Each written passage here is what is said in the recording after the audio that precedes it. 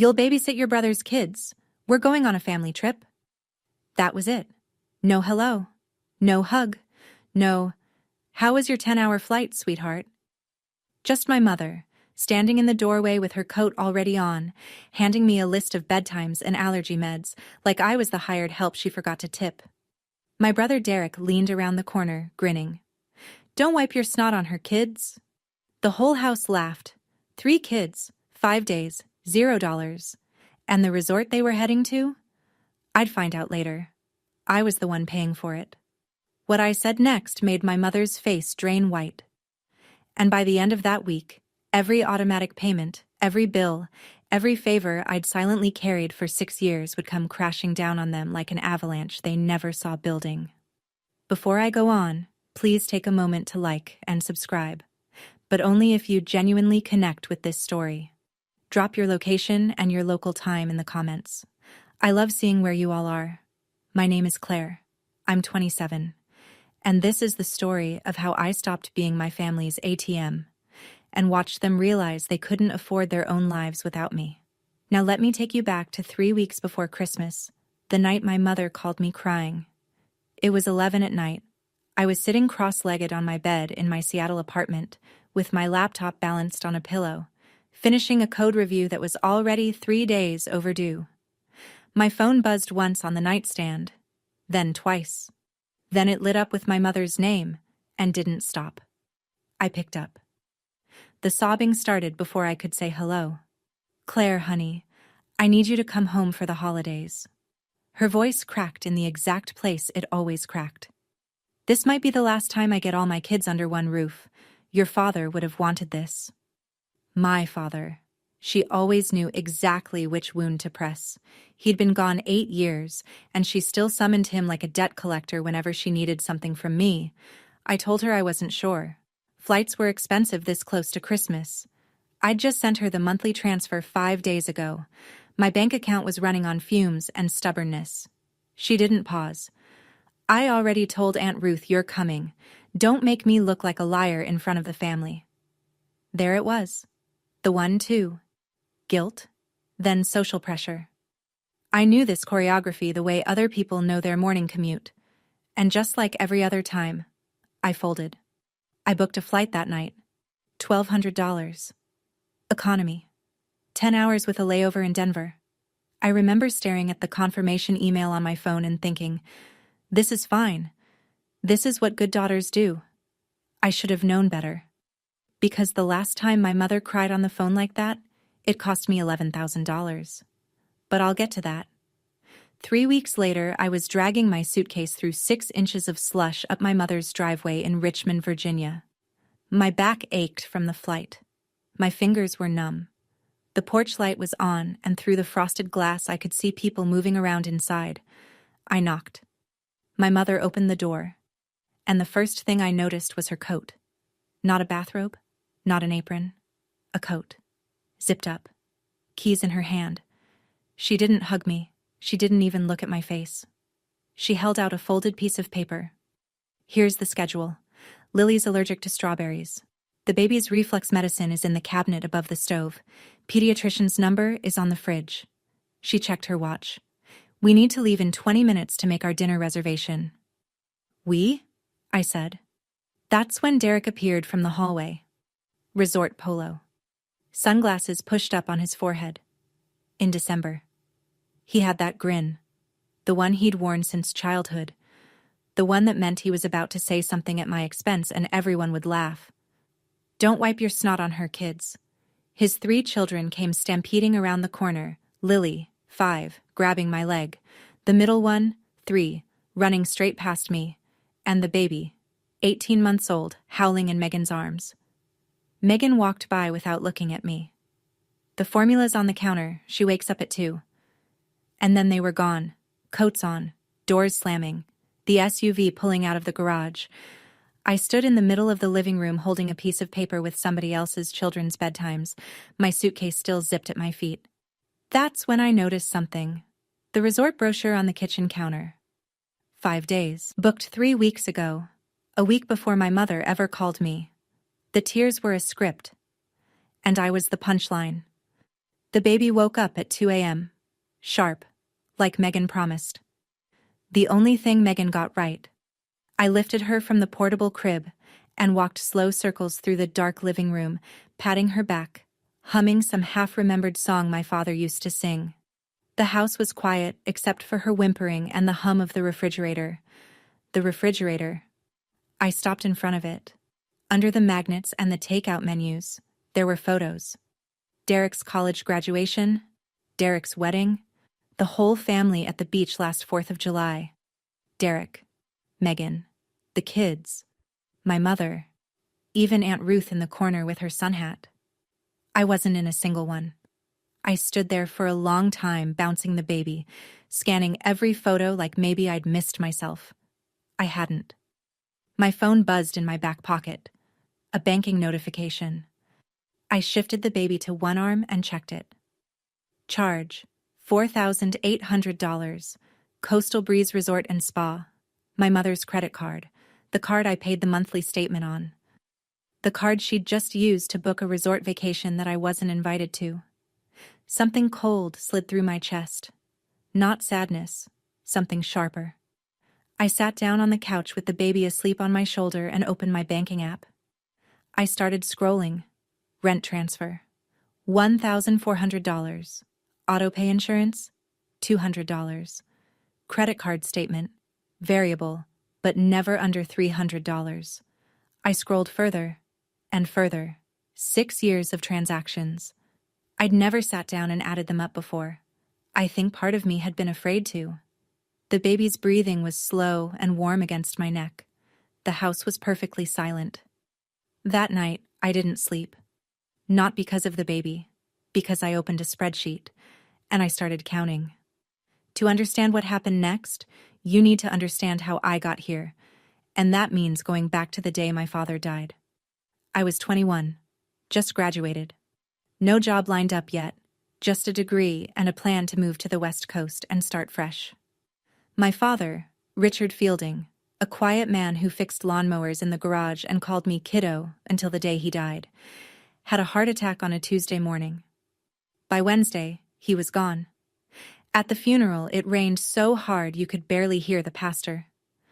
Derek stood next to Megan, who was 6 months pregnant with Lily. He cried. My mother cried. Everyone cried. I did too, but I also remember watching my mother's face and seeing something beneath the grief. Something calculating. She pulled me aside at the reception. Claire, you're the strong one. Derek has a family to worry about. I only have you now. I was 21. I didn't know that sentence was a leash. I got my first job 2 months later. Entry level. The paycheck barely covered my rent and groceries. The very first month, my mother called. I can't make rent this month, baby. Just this once. I sent her $1,400, and then I sent it again the next month. And the next, and the next. For 6 years. Not once, not a single time in 72 months, did my mother ask Derek for money. Not when he bought a new truck 6 months after our father's funeral. Not when he and Megan took a cruise for their anniversary. Not when he upgraded his TV to a 70-inch flat screen.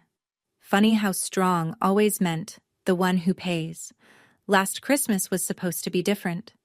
I told myself that on the plane ride to Richmond. I even believed it. I'd bought gifts for everyone. Real gifts. A cashmere scarf for my mother. A set of wooden building blocks for the kids. Hand-painted, $60.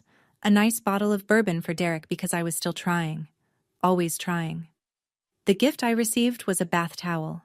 Wrapped in newspaper. Not even the good kind of newspaper. It was a grocery store circular. I could still see the coupon for $2 chicken thighs peeking out from the fold. I grabbed it last minute, my mother said cheerfully. You're so hard to shop for. I smiled. Of course I smiled. The day after Christmas, my mother announced a family ski trip. I actually felt a little excited, which should tell you everything about how low my bar was. I woke up early, put on the warmest thing I owned, and came downstairs ready to go. Derek was tying his boots in the hallway. He looked up. Someone's got to stay with the kids, Claire. You don't even ski. My mother appeared behind him. He's right, honey, it makes sense. So I stayed. 3 kids, a cold house, a window with a clear view of the driveway. I watched them pile into the car, laughing, zipping jackets, passing around a thermos of hot chocolate. Megan turned and gave me a little wave through the glass, the kind you give a hotel clerk.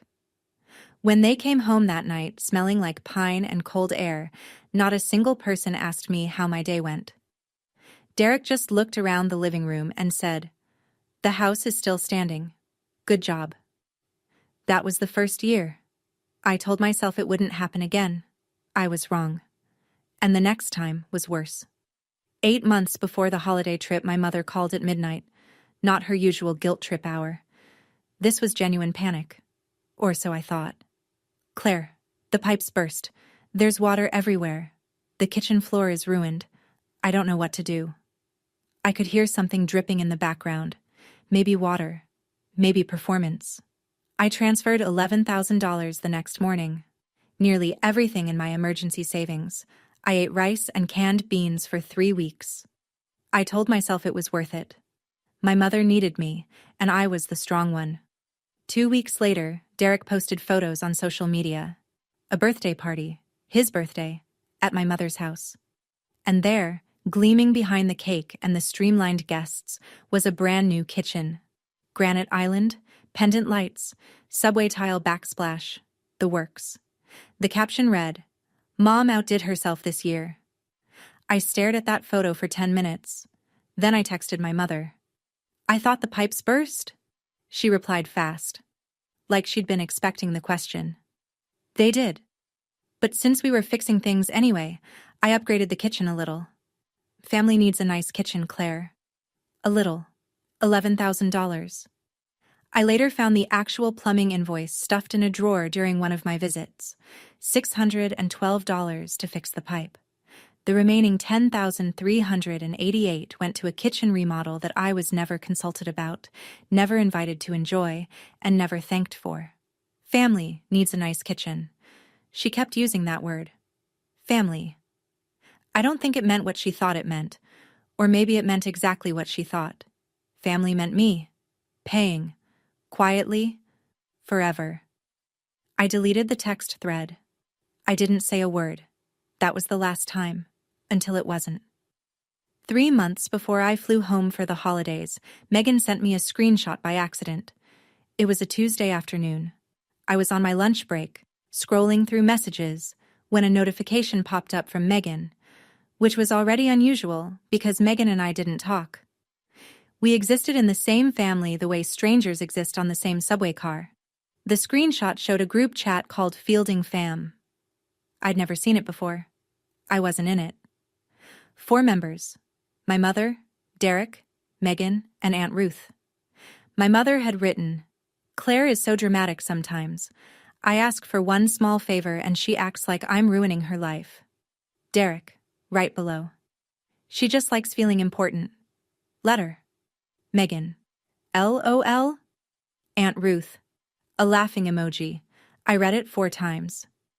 Then I put my phone face down on my desk and stared at the wall. One small favor. That's what my mother called it. $1,400 a month. $11,000 for a kitchen. Car insurance for a brother who wouldn't even hand me a cup of coffee.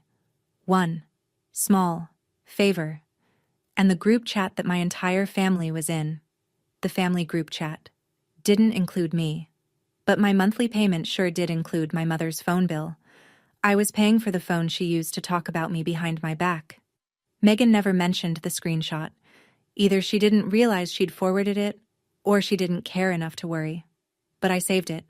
I took a screenshot of the screenshot and put it in a folder on my phone. I didn't know why at the time. It felt like instinct, like pocketing a receipt you might need later. Turns out, my subconscious was already building a case. Back to that first night alone in my mother's living room. The baby was asleep on the couch, tucked between 2 pillows. Lily and the middle one were in Derek's old bedroom. The house was dead quiet, and the glow from my laptop screen was the only light in the room. I'd been at it for 3 hours, transaction by transaction, month by month. Bank statements going back to August 6 years ago. The first $1,400 I ever sent. When the spreadsheet was done, I just sat there. Rent. $1,400 times 72 months. $100,800. Car insurance for Derek. $200 times 72 months. $14,400. Credit card statements. $16,800 across 6 years. That was just what I'd tracked so far. There were probably charges I'd missed. The kitchen renovation. $11,000. Total at the bottom of the screen, bolded by default because the cell formatting picked it up. $143,000. I paid $143,000 to a family that doesn't put my photo on the refrigerator. I looked at the number. Then I looked at the sleeping baby. Then I looked at the empty driveway outside. Somewhere on a beach, my family was eating shrimp cocktail on a tab that would show up on a card that I would pay. And here I sat, in a dark living room, with a spreadsheet that told me exactly how invisible I'd been, and exactly how expensive that invisibility was.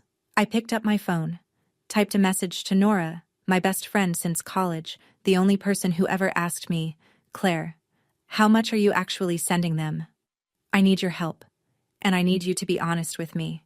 She called back in 7 minutes, and the first thing she said was something I'd needed to hear for 6 years. "Claire, you gave them a house." That was the first thing Nora said.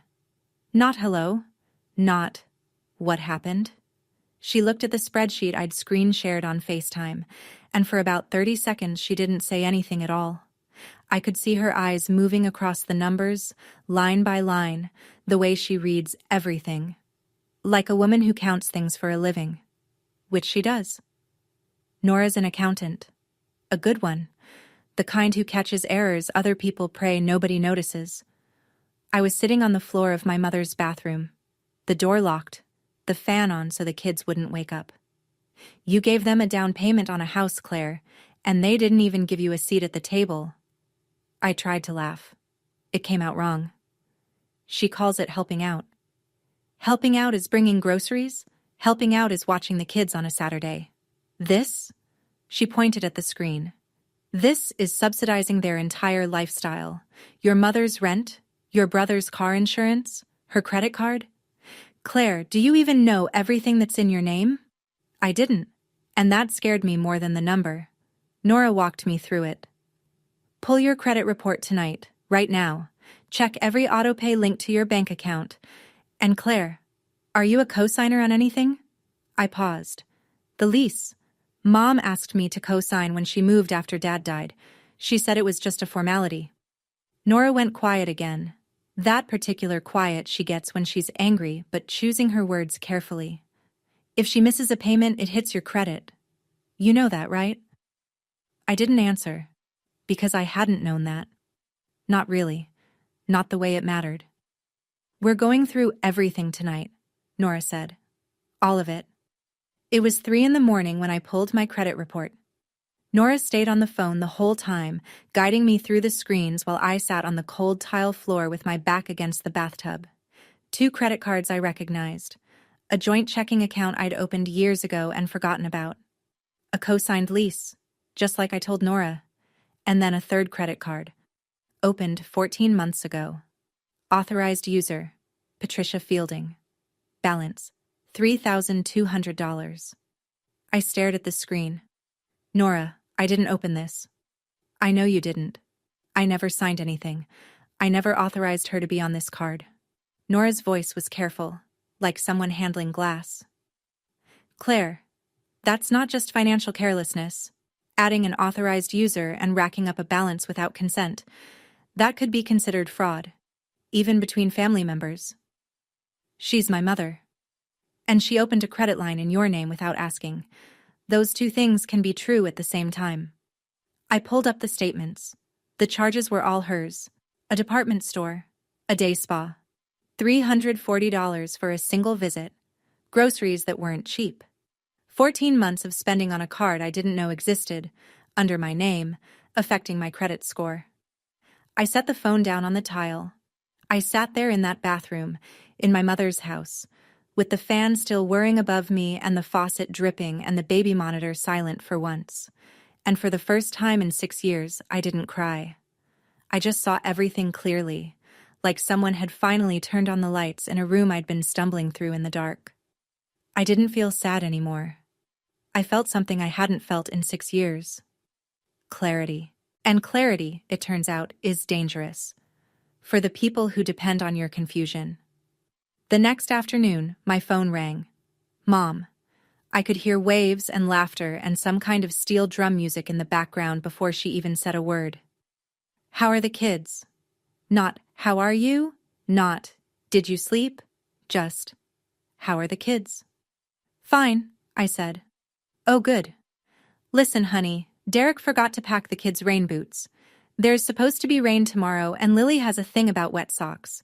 Can you run to the store and grab some? With what car, Mom? A pause. Oh, right. Well, take an Uber. Use my card. Another pause. Actually, no. Just use yours. I'll pay you back. She would not pay me back. She had never, in 6 years, paid me back for anything. Derek's voice floated in from the background, bright and casual, like he was talking about the weather. Tell her to get the good brand, not the cheap ones. I looked at my laptop, still open on the kitchen counter. The spreadsheet glowed from across the room. $143,000, plus the $3,200 I'd found at 3 a.m, plus the $4,800 resort charge. The number was still growing, even now, even while I held the phone. Sure, Mom. I hung up. I didn't go to the store. I sat at the kitchen counter and looked at the spreadsheet and the sleeping baby, and the empty house and the resort brochure and the photos on the refrigerator that didn't include me, and I made a decision. That was the last time I said, sure, Mom, and meant it. The next time those words left my mouth, they would carry a very different weight. I called Nora again that evening, after the kids were in bed. This time, I wasn't sitting on the bathroom floor. I was sitting at my mother's kitchen counter, the $11,000 kitchen counter, with my laptop open and a pen in my hand. What do you want to do? Nora asked. I thought about it. Really thought about it. Not the angry version, not the crying version, the clear version. I want to stop lying to myself that they'll change. Nora was quiet. Then she said, tell me what that looks like. So I told her. I laid it out like a project plan, because that's what I do for a living. I build systems, and this was a system that needed to be shut down. Step 1, cancel every automatic payment from my accounts. Rent, insurance, credit card statement, all of it. Step 2, contact the landlord and notify him that I'm removing my name as co-signer on my mother's lease. Step 3, call the credit card company and report the unauthorized card. Freeze it. Step 4, print the spreadsheet. Every line, every dollar, every month. 12 pages. Nora listened to all of it without interrupting. Then she said something that made my stomach drop, but in a good way. The way it drops when you're about to jump and you've already decided. Call the landlord before you tell them. Get it in motion before they can guilt you out of it. Once the paperwork's moving, it's done. They can cry all they want, but the clock is ticking. She was right. If I told them first, my mother would cry, Derek would yell, and I'd fold. I always folded. Not this time. I'm not punishing them, I said. I'm just not lying for them anymore. I made the calls the next morning while the kids watched cartoons in the living room. One by one, with the volume turned up just enough to cover my voice from the kitchen. First, the landlord, Mr. Garnett. A polite man with a flat voice who clearly wasn't used to calls like this. I'm calling because I'm a co-signer on the lease at 412 Briar Lane. My mother, Patricia Fielding, is the primary tenant. I'd like to formally request the removal of my name. He asked a few questions. I answered them. Then he said, I appreciate the heads up, Ms. Fielding. Your mother will have 30 days to secure a new co-signer, or the lease will transition to a month-to-month arrangement pending credit review. 30 days. The clock was set. Second call, my bank. I canceled the auto pay for 3 recurring transfers: rent, car insurance, Credit card statement. The representative confirmed each cancellation and read me a reference number. I wrote them all down. Third call. The credit card company. This one took longer. I explained the situation. An authorized user had been added to my account without my knowledge or consent. The representative paused, then said, "We'll flag this for review and freeze the card immediately. You have the option to file a formal dispute if you'd like." "Not yet," I said, "but I want it frozen today." Done. I sat at the kitchen counter after I hung up. The stack of printed spreadsheets, 12 pages highlighted in yellow, sat in a manila folder beside me. Everything was ready. The autopays were dead. The landlord had been notified. The unauthorized card was ice. Everything was set. The dominoes were lined up. All I had to do was wait for them to walk back through that front door. Tanned, rested, and completely unaware that the floor beneath them had already been pulled. That last night, Lily crawled into my lap on the couch. She was in her pajamas, the ones with the little astronauts on them, and she smelled like baby shampoo and graham crackers. She pressed her face into my shoulder and said, "Auntie, why don't you come on trips with us?" "I have to work, sweetie." She pulled back and looked at me the way 5-year-olds look at you when they're about to repeat something they heard an adult say. "Daddy says you don't do anything important." The room tilted, just for a second. I hugged her tighter and didn't answer. I tucked her into bed, kissed her forehead, and walked back to the kitchen, where my phone was charging next to the manila folder. And then, for the first time since this whole thing started, I almost quit. I picked up the phone and called Nora. It was past midnight in Seattle, but she answered on the second ring. I was crying. Really crying. The ugly kind. The kind I hadn't let myself do in years. "What if I'm wrong?" I whispered. "What if this destroys everything?" Nora didn't hesitate. "Claire, you paid $143,000. They called you dramatic in a group chat you weren't in. Your mother opened a credit card in your name. This isn't love. This is a system. And you're the engine they refuse to maintain." I pressed the heel of my hand against my eyes, breathed. "I'm not doing this to hurt them," I said. "I know. You're doing this so you can stop hurting." I hung up, wiped my face, looked at Lily's door, closed and quiet. Then I heard it, the next morning. Tires on gravel, their car pulling into the driveway. And I realized my hands weren't shaking anymore. They poured through the front door like a parade float nobody asked for. Suitcases rolling, skin tanned, voices loud. My mother was wearing new sunglasses. Derek had a resort gift shop bag dangling from one hand. Nobody said thank you. Nobody asked me how the 5 days went. Patricia walked past me, scanned the kitchen. "The house looks clean." Then, to no one in particular, "Did anyone bring the leftovers from the resort?" Megan scooped up the baby and inspected her like a mechanic checking under a hood. "Did she eat enough? She looks thinner." "She ate everything on the schedule you left," I said.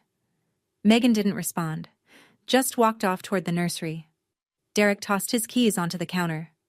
"House is still standing. Not bad, sis." Same line as last year. Same grin. Then my mother turned to me with the casual authority of someone giving a hotel concierge one last task. "Oh, Claire, before I forget, can you run to pick up Derek's dry cleaning? He has a thing tonight." I looked at her. Really looked. "No." The word sat in the room like a rock through a window. My mother blinked. Derek stopped mid-step. "What?" Patricia said. I said no, but I do need to talk to everyone. Tonight. After dinner. 3 seconds of silence. 3 full seconds. I counted them in my head. "About what?" Derek asked. "About money." My mother's face flickered, something fast behind the eyes, gone before it fully formed. Then she smiled. That tight smile. The one she uses when she's already rewriting the narrative. "Someone's dramatic again. Fine. We'll talk after dinner." She had no idea what was coming. None of them did. Dinner was my mother's specialty. Pot roast with mashed potatoes, green beans, a pie from the bakery she always swore she made herself. She cooked it in the new kitchen. My kitchen. The $11,000 one. the conversation was all resort. Patricia told a story about a waiter who spilled a drink near their table. Derek showed photos on his phone: the pool, the sunset, a plate of crab legs. Megan scrolled through her own album and held the screen toward me. "Look at this one. The kids would have loved it. The kids who were here, with me, while you were there." I said nothing. I ate my food. I waited. My mother noticed. She always noticed when the room wasn't organized the way she wanted it. "Honey, you seem tense. Is everything okay at work?" There it was. The redirect. If Claire is upset, it must be about Claire. It could never, ever be about them. "Work is fine, Mom. I just have some numbers I want to share with everyone after we clean up." Derek snorted. "Numbers? What is this? A board meeting?" Patricia laughed. Megan half smiled. "Something like that," I said. I didn't smile. I set my fork down. The clink of metal on ceramic was the loudest thing in the room for about 2 seconds, and in those 2 seconds, something shifted. I watched it cross their faces. Derek's grin fading half a degree. My mother's hands pausing over her plate. Megan glancing at Derek the way people glance at each other when the script goes off book. I waited until the dishes were done, until the kids were in bed, until there was nowhere to run and nothing to distract them. Then I opened my laptop. My mother is not a stupid woman. Manipulative, yes. Entitled, absolutely. But stupid? No. While I was putting the kids to bed, she made a phone call. I know because I heard her whispering in the hallway when I came back downstairs. She had her hand cupped over her mouth, like she was shielding a candle flame. "Ruth, can you come over? Claire is acting strange. I think she's going to cause a scene." 20 minutes later, the doorbell rang. Aunt Ruth, my father's younger sister, 52, the kind of woman who brings casseroles to every crisis and opinions to every conversation, stood on the porch in her reading glasses and a heavy cardigan. She hugged my mother first.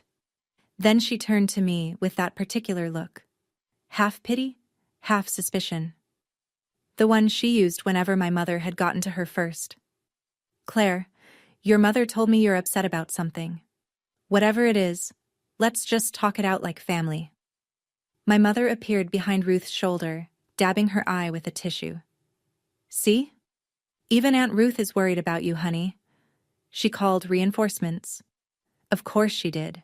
She'd been doing this my entire life, stacking the room before I could speak, making sure the jury was seated before the defendant even entered. Derek was on the couch with his arms crossed. Megan sat beside him, scrolling her phone, looking like she wanted to be anywhere else. And now Aunt Ruth, freshly primed with my mother's version of events, was settling into the armchair like a judge taking the bench. 4 against 1. Just the way my mother liked it. I looked at Ruth and smiled. Not a mean smile, a tired one. "That's exactly what I plan to do, Aunt Ruth, talk it out, like family." Then I opened my laptop. The living room was arranged like a courtroom nobody had planned. My mother sat in the center of the couch, hands folded in her lap, the posture she used when she wanted to look reasonable. Derek was to her left, arms still crossed, jaw tight. Megan was on the right, phone finally face down on the armrest. Aunt Ruth sat in the wing-back chair across from them, watching me over her reading glasses. I stood, laptop open on the coffee table, the manila folder beside it. "Okay, Claire," my mother said. Her voice had that particular texture, smooth on top, impatient underneath. "What's this big emergency? Can we speed this up?" Derek said. "I've got an early morning." I didn't look at Derek. I looked at the screen. Then I looked at each of them, one at a time, the way my father used to look at me when he was about to say something that mattered. "I'm going to show you something. I'm going to be calm. I'm going to be factual. And when I'm done, I'm going to leave. You can react however you want, but you will not change my mind." 5 seconds of silence. My mother looked at Derek. Derek looked at Megan. Megan picked up her phone, then set it down again. Aunt Ruth leaned forward, 1 inch. Nobody spoke. The wall clock ticked. The refrigerator hummed from the kitchen. The new refrigerator, in the new kitchen, paid for by the person standing in front of them. I turned the laptop so the screen faced the couch. I pressed one key. The spreadsheet filled the screen. Every line, every month, every dollar. Organized by category, sorted by date, totaled at the bottom. The number at the bottom, bold, red, underlined, was $146,200. I read it line by line. I didn't rush. I didn't whisper. I spoke the way I speak in a code review. Factual, sequential, documented. Rent, $1,400 a month. 72 months. That's $100,800. My mother's mouth opened slightly. No sound came out. Car insurance for Derek. $200 a month. 72 months. 14,400. Derek shifted on the couch. Credit card statements for the card linked to your account, Mom. Over 6 years. $16,800. I kept going. Kitchen renovation. The one you told me was a pipe emergency. $11,000. The plumber's invoice was $612. The rest went to granite countertops and pendant lights. My mother looked down at her hands. And this resort you just came back from. $4,800. Charged to the card I pay the statement on. The card you didn't tell me you were using for a vacation I wasn't invited to. I straightened up. Plus incidentals I'm still finding. Total. $146,200. Silence. 8 seconds of it. I know because the clock on the wall ticked, and I counted. Derek was the first to speak. Where are you getting these numbers? Your bank statements. Or rather, my bank statements. Because every single one of these came out of my accounts. I opened the manila folder and placed the printed pages on the coffee table, one at a time. 12 pages. Each one highlighted in yellow. They landed with the softest sound. Paper on wood. But in that room, in that silence, each one sounded like a door closing. $146,200. That's what helping out looks like when you add it up. But that's not all. I watched my mother's eyes flick up from the printed pages. Something new behind them. Not guilt. Fear. 14 months ago, someone opened a credit card in my name. I was listed as the primary account holder. An authorized user was added. Patricia Fielding. I looked at my mother. I didn't sign anything. I didn't agree to it. The balance on that card is $3,200. Patricia's hand went to her throat. That was just for emergencies, Claire. I pulled the statements, Mom. Nordstrom, $218. A spa day, $340. Groceries. But not budget groceries. Organic steaks? Imported cheese? I paused. That's not an emergency. That's a lifestyle. On my credit. Aunt Ruth turned to my mother. Her face had changed. The pity was gone. Patty, is this true? You opened a card in her name? It's not what it looks like. And one more thing. I picked up my phone, opened the folder, and held the screen so everyone could see it. The screenshot. The group chat. Fielding fam. 4 members. Not 5. I read it out loud, my voice flat and steady. Claire is so dramatic sometimes. I ask for one small favor and she acts like I'm ruining her life. That was you, Mom. I scrolled. She just likes feeling important. Let her.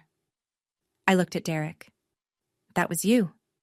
Derek's face went red from the neck up, like paint being poured. Megan stared at the floor as if the carpet held a trapdoor she could disappear through. Aunt Ruth pulled her glasses off. Slowly. Like a woman realizing she'd been reading the wrong page of a very long book. Patty, she said quietly, you opened a card in her name? My mother started crying. Not the soft kind, the loud kind, the performance kind. The version that had always worked before, the one that made everyone in the room rush to her side and forget what they were upset about. I can't believe my own daughter is doing this to me, she said, her voice cracking in all the rehearsed places. After everything I sacrificed raising you kids alone, your father would be devastated. There it was, the dead card. She played it the way she always played it. Like an ace she kept up her sleeve for emergencies. Derek stood up. You're seriously doing this during the holidays? What is wrong with you? You want a medal for helping your own family? Megan murmured from the couch. This is so uncomfortable. And then went silent. Still the bystander. Still watching from behind the glass. My mother turned to Aunt Ruth, her eyes wet, her chin trembling. Ruth. Tell her. Tell her she's being ungrateful. But Ruth didn't tell me anything. She was looking at the spreadsheet, tracing the highlighted lines with one finger. Her lips were moving, doing math. Then she looked up. Not at me. At Patricia. Patty, she said. Her voice was careful but solid, the voice of a woman who'd just done the arithmetic and didn't like the total. $146,000 is not helping out. And the credit card. Not you too, my mother whispered. The tears were still streaming, but something behind them had shifted. She wasn't sad. She was losing. I stood completely still. I didn't argue. I didn't defend myself. I let the numbers sit on the table and the words hang in the air, and I let the truth do what the truth does when you stop apologizing for it. My mother was crying. My brother was yelling, but I hadn't even told them the worst part yet. I raised one hand, just slightly, palm open. The room went quiet, not because they respected me, but because something in my posture had changed and they could feel it. I'm not asking for anything back, I said. I'm not suing anyone. I'm not here to punish you. I'm just telling you what's already happened. Derek sat back down, slowly. As of yesterday, every automatic payment from my accounts to yours has been canceled. Rent? Canceled. Car insurance? Canceled. Credit card statement? Canceled. All of it. Effective immediately. My mother's face went white. Not pink. Not pale. White. I've notified your landlord, Mr. Garnett, that I'm removing my name as cosigner on the lease. You have 30 days to find a new cosigner, or the lease transitions to a month-to-month arrangement pending a credit review. Derek leaned forward. You can't do that. I already did, Derek. 2 days ago. And the credit card that was opened in my name without my consent, I said, looking at my mother. Frozen. The balance is under review. And then the room stopped. I don't mean it got quiet. I mean it stopped. The way a clock stops. The way a heart skips. The way a movie freeze frames on the one shot that changes everything. 10 seconds. Nobody breathed. Nobody moved. Aunt Ruth's hand went to her chest. Megan's phone slipped from the armrest and hit the carpet. Derek stared at Megan. Megan stared at the floor. And my mother, who had spent my entire adult life writing the story of this family in her own hand, whispered 3 words. No. No. No way. I didn't blink. I'm not punishing you. I'm just not paying for you anymore. Derek pulled his phone from his pocket like a man reaching for a life raft. He opened his insurance app, tapped twice. His face changed. My insurance says lapsed. He looked up at me. What did you do? I stopped paying for it. That's what I did. Your car insurance has been in my name, billed to my card, for 6 years. I canceled the autopay. Megan grabbed his arm. Derek, the pediatrician is on Tuesday. We can't drive the kids without insurance. We can't. Shut up, Megan. Derek turned back to me, his voice low and tight. Turn it back on, Claire. No, Derek. Turn it back on. No, you turn it on. In your name. With your money. The way every other 31-year-old man with 3 children and a truck handles his own car insurance. He stood up. For a moment I thought he might yell. Really yell, not the performative kind. But he didn't. He just stood there, his phone in one hand, his mouth opening and closing like a man trying to start a sentence that doesn't exist. This is insane, he finally said. You're insane. I'm 27 years old. I've been paying your car insurance since you were 25. That's $200 a month for 6 years. $14,400. And you never once asked where it came from. That was the line that landed. Not the number. The never once. I watched it hit him. His jaw clenched. His eyes dropped. And for the first time in my life, I saw my brother look at me and have absolutely nothing to say. Megan was already on her phone, Googling something, probably insurance quotes. The first domino had fallen, but the biggest one was still standing. My mother's voice came out thin, stretched, like a wire about to snap. Claire, if you take your name off the lease, I can't qualify on my own. My credit. It's not. She stopped, swallowed. I'll lose the house. I looked at her, at the woman who had fed me guilt for 6 years, who had called me crying to get me on a plane, who had handed me a babysitting schedule before she'd handed me a glass of water. It was never your house, Mom. It was mine. I just let you live in it. She turned to Ruth. Ruth, please, talk to her. She's going to put me on the street. Aunt Ruth was sitting very still. She'd been quiet since the spreadsheet, since the credit card reveal, since the group chat. But now she spoke, and her voice had a tremor I'd never heard before. Patty, I had no idea she was paying for all of this. You told me you were managing on your own. You told me Claire was just helping with groceries here and there. I was managing $146,000, Patty. That is not managing. That is not groceries. Ruth paused. Her chin lifted. Her eyes were wet, but they were steady. If my brother were alive? She stopped. The room waited. My brother would be ashamed of how you've treated his daughter. My mother broke, not the theatrical break, the real one. The sound that came out of her was small and raw, and it filled the room the way water fills a crack. She pressed both hands to her face and wept. Nobody moved toward her. For the first time in my memory, nobody rushed to comfort Patricia Fielding. I'm not putting you on the street, Mom. I'm giving you 30 days to figure out your own life. The way I've been figuring out mine. Alone. For 6 years. I closed the laptop. I picked up the manila folder. I stood up straight. The way I should have stood up years ago. I love this family, I said. I do. But love is not a subscription you auto-renew on someone else's credit card. My mother was still crying. Derek was standing against the wall, his arms at his sides now, staring at nothing. Megan had her face in her hands. If any of you want a relationship with me, a real one, where I'm not the ATM or the babysitter or the scapegoat, you know my number. But the next time you call, it won't be to ask for money. I paused. It will be to ask how I'm doing. I reached for my suitcase. I'd packed it that afternoon while they were unpacking theirs.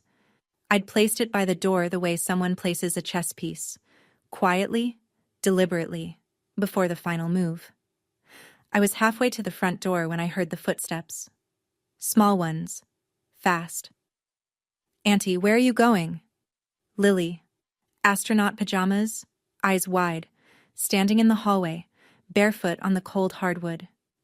I set down my suitcase. I knelt in front of her. I tucked a strand of hair behind her ear and said, I'm going home, sweetie, but I'll always pick up the phone when you call. Always. I kissed her forehead. She held on to my sleeve for a second, then let go. I stood up. I looked at my mother one last time. She was sitting on the couch, hands in her lap, staring at the stack of printed pages. She didn't say a word. For the first time in my entire life, Patricia Fielding had nothing to say. I opened the door. The cold air hit my face. Snow was falling, soft and quiet. I walked to the curb and called a car to the airport. I didn't look back. The plane took off at 11:42 p.m. window seat, red-eye to Seattle with a connection in Charlotte. I pressed my forehead against the cold glass and watched the lights of Richmond shrink into a grid, then a glow, then nothing. The cabin was dim. The engines hummed. The woman next to me was already asleep. My phone buzzed. 14 messages. Mom, how could you do this to me? Derek, you ruined Christmas. Megan, the baby needs formula. Can you at least send money for that? Aunt Ruth, Claire, I'm sorry. I should have seen it sooner. Call me when you're ready. I read each one exactly once. Then I muted every thread except Ruth's. There was one more. From Nora. Landing okay? I typed back. Not yet. but I think I will be. I put my phone in airplane mode and sat there in the dark for a long time. The captain made an announcement about weather in Charlotte. A flight attendant walked the aisle with a quiet cart. I ordered a ginger ale. $5. $5. For myself. Without checking my bank account first, without calculating whether I could afford it after the rent transfer, the insurance payment, the credit card statement. I took a sip and realized this was the first thing I'd bought for myself in 6 years without doing math in my head about someone else's bills. It was just ginger ale, but it tasted like the beginning of something. The messages kept coming in. I knew they would. My mother's voice would fill my voicemail by morning, cycling through the stages. Anger, guilt, bargaining, more guilt. Derek would go silent. Megan would ask for money one more time because that was the only language she had. But at 35,000 feet, none of it could reach me. 1 week later, Seattle. Rain. I was back at my desk, back in my routine, back in the apartment that suddenly felt different. Not because anything in it had changed, but because everything outside it had. Aunt Ruth called me on Wednesday with updates. She didn't gossip. She reported, the same calm, factual tone I'd used in that living room. My mother had received a formal letter from Mr. Garnett. 30 days to find a new cosigner or the lease converts to month with a higher rent pending credit review. Patricia had been calling every relative she could think of, asking someone, anyone, to co-sign. Nobody would. Word had spread. The number had spread. $146,000 has a way of ending arguments before they start. Derek went 3 days without car insurance. He took Ubers to get the kids to the pediatrician. When he finally bought his own policy, the premium was higher than what I'd been paying. He had no independent history, no clean record in his own name. He was 31 years old and buying car insurance for the first time. Megan called her own mother and asked to stay with her for a week. Stress, she said. The unauthorized credit card was frozen. The $3,200 balance was under dispute. My mother would have to answer for every charge. No more spa days. No more department store runs. Not on my name. Not anymore. And me? I checked my bank account on Friday, the way I always did. But the number at the bottom was different. For the first time in 6 years, I had $3,800 left at the end of the month. Not $200, not $47, $3,800. That's what my life costs when I stop paying for theirs. 2 weeks later, a Sunday afternoon, my phone rang. Mom. I almost didn't answer. I stared at the screen for 4 rings, watching her name glow against the gray Seattle rain outside my window. On the 5th ring, I picked up. Her voice was different, softer. The kind of soft she uses when she's building towards something. Claire, honey, I've been thinking, and maybe I wasn't always fair to you. I waited. I'd learned to wait. I'm sorry if you felt hurt. If. That little word. 2 letters that turn an apology into an accusation. She wasn't sorry for what she did. She was sorry I had the audacity to feel something about it. But you have to understand, she continued. After your father died, I had no one. You were all I had. Mom, I said. I wasn't all you had. You had Derek. You had Aunt Ruth. You had a job. You chose me. Not because I was the only option, but because I was the only one who wouldn't say no. A long pause. I could hear her breathing. Then quieter. So, does this mean you'll help with the lease? Just until I get back on my feet? There it was. Buried in the apology like a hook inside a worm. The whole call, the softened voice, the maybe I wasn't fair. All of it leading to one thing. No, Mom. That's exactly what this means I won't do anymore. Silence. Then her voice dropped. Cold. Hard. Stripped of every pretense. You'll regret this. The line went dead. I set the phone down. Looked at the rain. I didn't cry. I didn't call Nora. I didn't feel guilty. I just felt done. 2 months later, A Saturday morning in Seattle. I woke up at 8. Not to an alarm. Not to a phone call. Not to a text that said, "Can you send?" or "I need," or "just this once." I woke up because the light came through my curtains and my body decided it was time. I made coffee. French press. Good beans. The $12 bag I'd been eyeing for weeks, and finally bought because I could. I sat at my kitchen table and did something I hadn't done on a Saturday morning in 6 years. Nothing. No bank transfers. No guilt. No mental arithmetic about whose bills were due and whether I'd have enough left for groceries. My phone buzzed. FaceTime. Aunt Ruth. I answered. She was in her living room, reading glasses on, a mug of something in her hand. She looked tired but clear. "I talked to your mother," she said. "I told her she needs help. Financial counseling at the very least. She's not happy with me either right now." "I'm sorry, Aunt Ruth." "Don't be. I should have paid closer attention. I believed her when she said she was managing." Ruth paused. Then she said something I hadn't known I needed to hear. "Claire, your dad would be proud of you. Not because you stopped giving, but because you finally valued yourself." I pressed my hand over my mouth. The tears came. But they were different this time. Not the burning kind. The kind that come when something heavy finally lifts. Nora was at the table across from me, mid-bite of a piece of toast. She'd come over for brunch, the way she did most Saturdays now. She caught my eye and grinned. "Welcome to your life, Fielding. It's been waiting for you." I used to think being a good daughter meant saying yes to everything, that every no was a betrayal. That love came with a monthly payment, and if I stopped sending it, I'd stop mattering. I was wrong. My mother and I don't talk much now. She sends texts sometimes, short ones, usually about the weather or a recipe she saw on television. She hasn't asked for money. I don't know if that's growth or strategy. I hope it's growth, but I've stopped needing to know. Derek hasn't called. Not once. I think about Lily sometimes. Her astronaut pajamas. The way she held my sleeve. I sent her birthday cards with bookstore gift cards inside. I don't know if she gets them. Megan sent me one text about a month after I left. "The baby needs formula. Can you at least help with that?" I replied with the phone number for WIC assistance and a link to apply. She never wrote back. Aunt Ruth calls every Sunday. Without fail. We talk about my dad. About work. About her garden. She's the only bridge I have back to my family, and I've decided that one good bridge is enough. I'm not rich. I'm not winning. I still live in a one-bedroom apartment.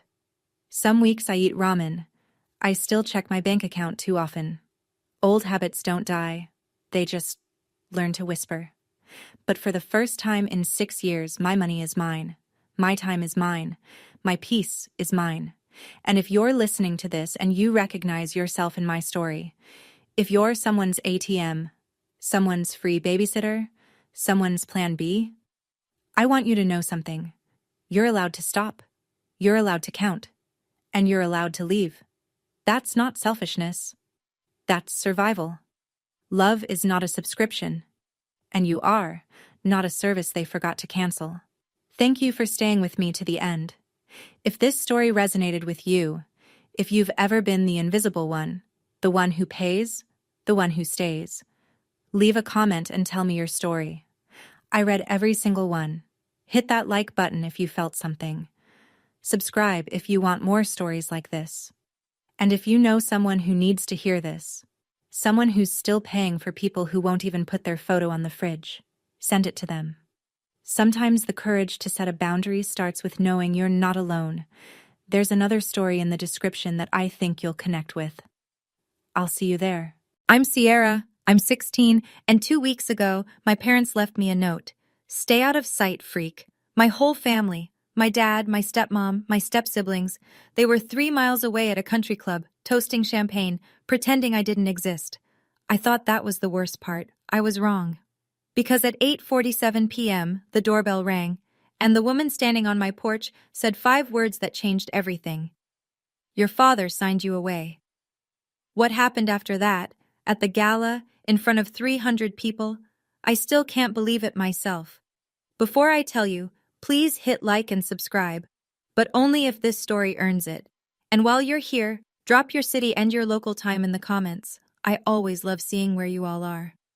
Now let me take you back to the morning of April 12th, my 16th birthday. I wake up to silence, not the lazy Saturday kind, where you can hear someone making coffee downstairs or the TV humming through the wall. This is the hollow kind, the kind where you know, before your feet even hit the floor, that you're alone. My bedroom is at the end of the third-floor hallway. It's the smallest room in the house. No window facing the garden, no ensuite, no walk-in closet. I got moved here when I was 6, 2 years after my mom died, because Chloe needed my old room for her vanity setup. That's what Victoria said. Chloe needs the space, sweetie. You understand? I understood. I walked downstairs barefoot. The kitchen is cold. There are dishes in the sink from last night. 4 plates, 4 glasses, 4 sets of silverware. They had dinner without me. Again. I didn't even hear them. I open the fridge for milk, and that's when I see it. A note. Stuck to the fridge door with a magnet shaped like a lobster from our Cape Cod trip. A trip I wasn't invited to. The handwriting is Chloe's. Pink highlighter, big loopy letters like she was decorating a poster for homecoming. Dad's hosting brunch at the club. Don't come. Stay out of sight, freak. See. I read it 3 times. Not because I don't understand it, because I keep hoping I'll misread it. Freak. That's what they call me when they think I can't hear. But this time, Chloe wrote it down, made it permanent, stuck it on the fridge next to the grocery list like it belongs there. Then I noticed something else. At the bottom of the note, in small blue ink, my father's handwriting. Neat, slanted, controlled. 2 words and an initial. V will explain later. G. Victoria will explain what exactly, and explain what later. I should tell you how we got here. My mom, Lillian Merritt, died in a car accident when I was 4. I don't remember the funeral. I remember her hands. I remember the way she smelled like lavender and oil paint. And I remember a bracelet. Silver, thin, with a tiny star charm, because she never took it off. It's on my wrist right now. It's been on my wrist since the day my dad handed it to me in a plastic hospital bag and said, this was hers. That was the last soft thing he ever gave me. 2 years after Mom died, Dad married Victoria Ashford. She moved in with her 2 kids, Chloe, who was 8, and Brandon, who was 10. Overnight, I went from being the only child in a quiet house to being the odd one out in a loud one. It happened slowly, the way rot does. First, my mom's paintings disappeared from the living room. We're redecorating, Victoria said. Then her photos came off the hallway wall. It's healthier for Grant to move forward. Then the anniversary of her death passed without a word. No flowers, no candle, nothing. And every year, I shrank a little more. Last Christmas, Victoria hired a photographer for a family portrait. I came downstairs in my nicest sweater. Victoria looked at me and said, "Oh, we didn't want to bother you. You always look so uncomfortable in photos." The portrait hangs in the dining room now. Grant, Victoria, Chloe, Brandon, 4 smiles, no Sierra. I told my dad it hurt. You know what he said? "Don't make this harder than it needs to be, Sierra." My mom left me this bracelet. My dad once tried to give it to Chloe for her junior prom. I hid it in my sock drawer for a week. But what I didn't know, what nobody told me, was that my mother left me something else. Something much bigger than a bracelet. I stand in the kitchen for a long time after reading that note. Then I do something stupid. Or maybe something brave. I'm still not sure which. I open the pantry, find a box of vanilla cake mix that's been there since Chloe's last birthday, and I make myself a cupcake. 1 cupcake. In a single ramekin, because I can't find the muffin tin. I stick a birthday candle in it, one of those cheap ones from the junk drawer, already half melted from some other celebration that wasn't mine. I light it with the stove, and I sing. "Happy birthday to you." My voice cracks on the 2nd line. By the 3rd, I can barely get the words out. I blow out the candle. I don't make a wish. I stopped wishing for things from this family a long time ago. I pick up my phone. No texts, no missed calls. Not from Dad, not from Victoria, not from Chloe or Brandon. 0. I scroll through my camera roll because I don't know what else to do with my hands, and I find it. The only photo I have of my mother. It's blurry, taken on an old phone, maybe by a nurse. Mom's holding me. I'm maybe 3. She's smiling at the camera, and on her wrist, the same silver bracelet I'm wearing right now. I sit on the kitchen floor. I pull my knees up, and I cry. Not because of the note, not because of the party I wasn't invited to. I cry because I finally hear the thing I've been whispering to myself for 12 years, and for the first time, I let it be loud. I've been apologizing for existing in this house for 12 years, and no one ever told me to stop. The clock on the microwave reads 8:47 p.m. The doorbell rings. I almost don't answer it. I'm glad I did. I wipe my face with the back of my hand, toss the candle in the trash, and walk to the front door. I figure it's a package. Maybe a neighbor's DoorDash left at the wrong house. It's not. There's a woman on my porch. Late 50s maybe. Silver-streaked hair, pulled back in a low twist. Gray blazer over a white blouse, like she just came from court. She's holding a large brown envelope. Thick, the kind with a metal clasp. And her eyes are red. Not like she's been drinking. Like she's been crying. She sees me and goes very still. "You look just like her," she says. I don't know what to say to that. Like who? Your mother. I haven't heard a stranger say that word, mother, in connection to me in years. It hits me somewhere behind my ribs. Who are you? My name is Dorothy Kessler. I'm an attorney, and I was your mother Lillian's closest friend. I've never heard this name, not once. Dad never talks about Mom's friends. Dad never talks about Mom at all. Dorothy glances past me into the dark house. Are you alone?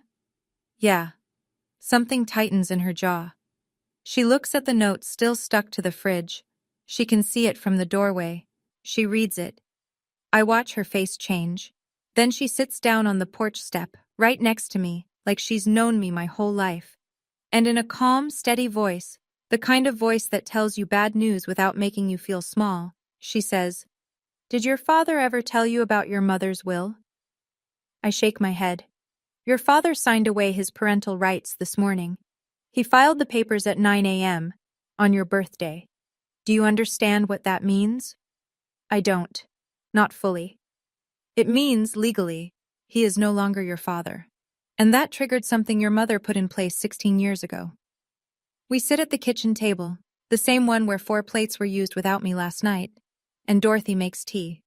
She moves around the kitchen like she's memorizing it, like she's angry at the walls.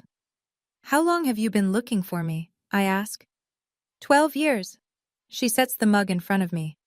Your father changed his number 6 months after Lillian passed, moved from Stamford to Westport, told mutual friends you were at a boarding school in New Hampshire. I hired a private investigator twice. Dead ends both times. So, how did you find me now? Because your father made a mistake.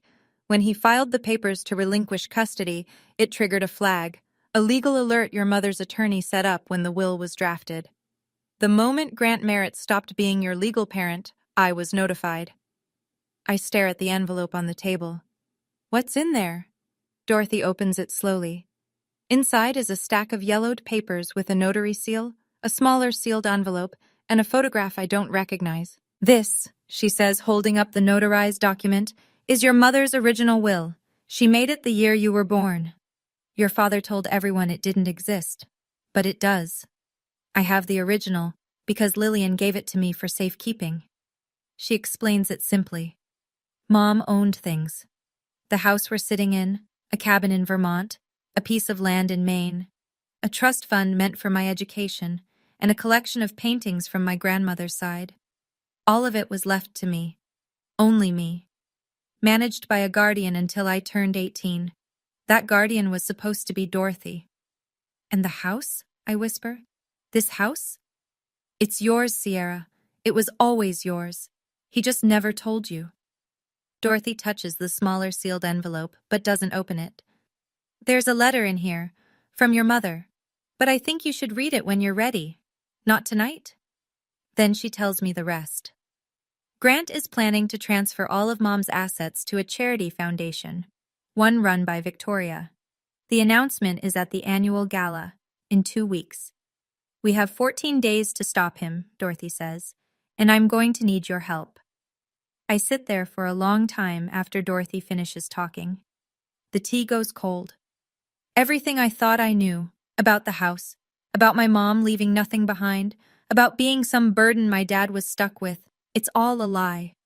A 12-year-old lie with paperwork and planning and silence thick enough to bury me in. I've spent 12 years trying to be invisible, I say, and my voice sounds far away like someone else is using it. Because they wanted me to be. I don't know how to be anything else. Dorothy reaches into her bag and pulls out a photograph. 2 young women, arms around each other, standing on the steps of a law school building. One of them is Dorothy, younger, dark-haired, laughing. The other is my mother. She's radiant. She looks like someone who doesn't know how to be small.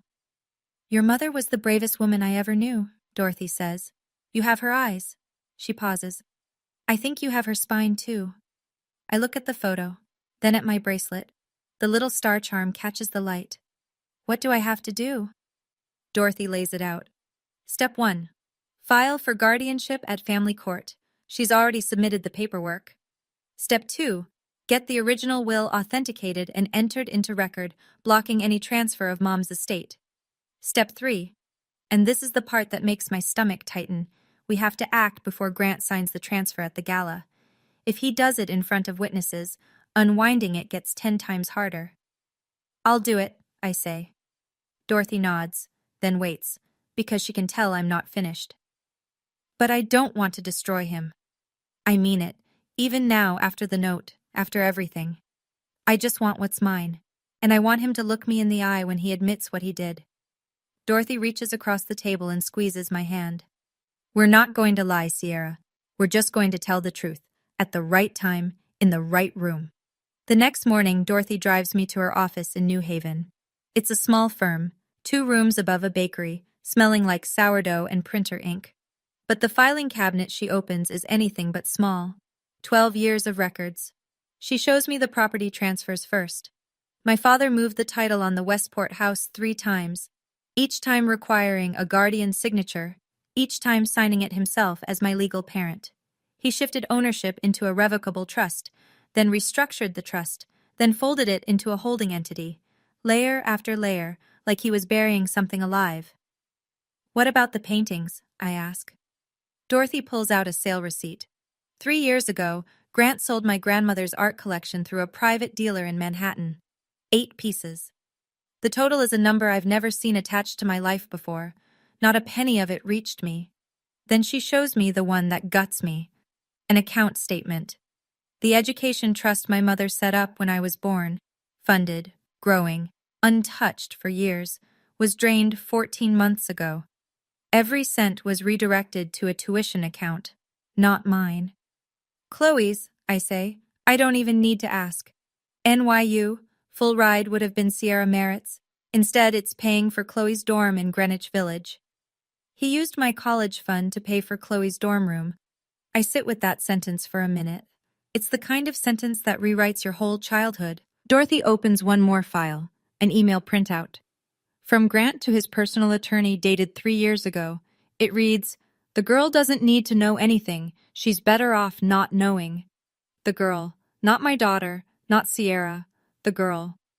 My phone buzzes. Dorothy, checking her messages. She looks up and something shifts in her expression. The guardianship hearing just got scheduled, she says. Same day as the gala. I feel the room tilt.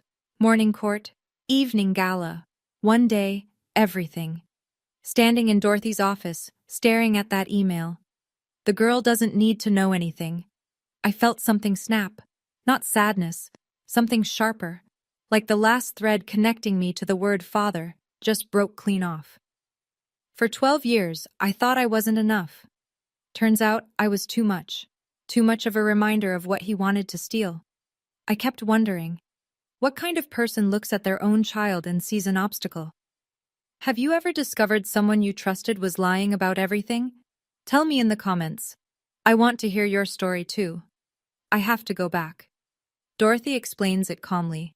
Until the court grants her guardianship, I don't have a legal address anywhere else. If I disappear, Grant could file a missing persons report, and that delays everything. So I pack my bag, ride back to Westport, and walk through the front door like nothing happened. No one notices I was gone. 2 days.